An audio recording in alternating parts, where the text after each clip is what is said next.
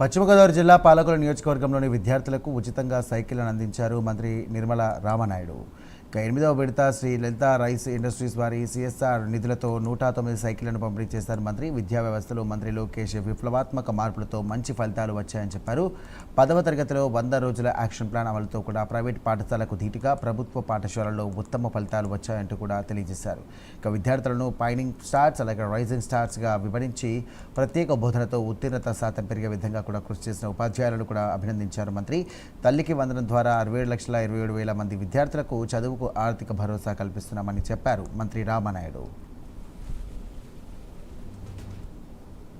చదువు అనేది ఈ సమాజంలో చాలా చాలా ప్రాధాన్యత కలిగిన అంశం అనే విషయం మనందరికీ తెలుసు. ఈ సమాజంలో మార్పు అనేది దేని వల్ల సాధ్యమవుతుంది అని అంటే అది చదువు వల్ల మాత్రమే సాధ్యమవుతున్న విషయాన్ని.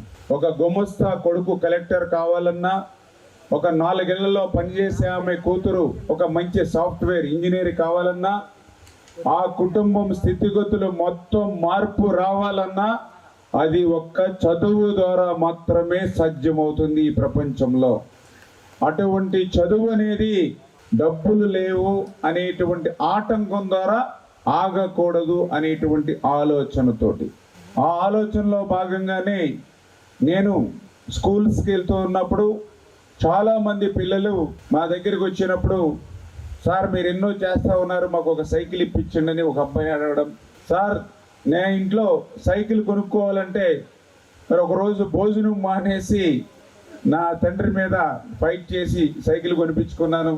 అందుకే ఆ రోజు ఆలోచన చేశాం, మరి ఈ సమాజంలో మనస్సున్నటువంటి మహారాజులు, ఇక ఇండస్ట్రీస్, పరిశ్రమల ఏజెన్సీలు వాళ్ళందరినీ కూడా రిక్వెస్ట్ చేసి వాళ్ళ సిఎస్ఆర్ ఫండ్స్ని రిక్వెస్ట్ చేసి మీ అందరికీ కూడా సాయం చేస్తే బాగుంటుంది అనేటువంటి ఆలోచన చేసి ఆ ఆలోచనకి రూపకల్పన చేయడమే ఈరోజు ఉచితంగా మన నియోజకవర్గంలో సైకిల్ పంపిణీ.